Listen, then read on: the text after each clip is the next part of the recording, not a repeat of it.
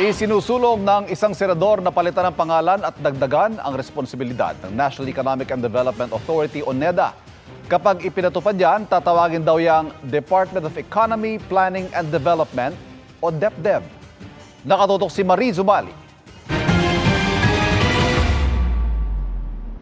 Pagdating sa pagpaplano ng mga programa para sa paglago ng ating ekonomiya, isang ahensyang responsable dyan, ang National Economic Development Authority o NEDA.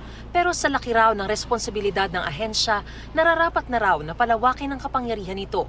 Kaya sinusulong ni Senador Juan Miguel Zubiri na gawin na itong isang kagawaran o departamento ng pamahalaan, ang Department of Economy, Planning and Development o DepDev.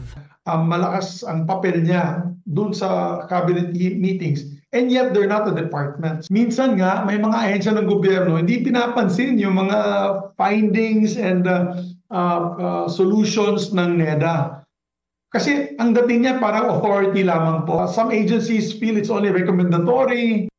Pero hindi lang daw simpleng pagpapalit ng pangalan nito.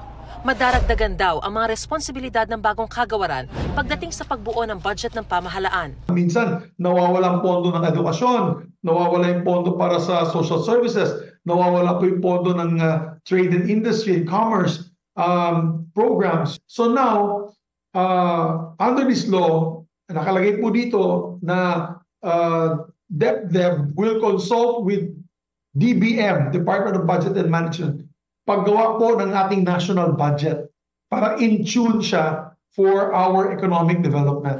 Ang panukala, pasado na sa Senado at Kamara.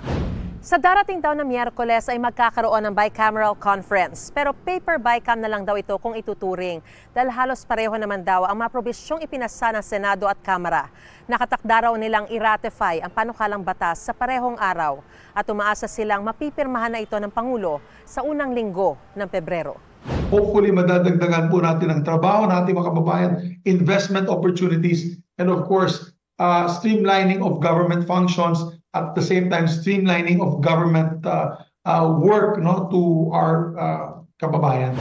Para sa GMA Integrated News, Mariz Umali Naktutok, 24 Oras.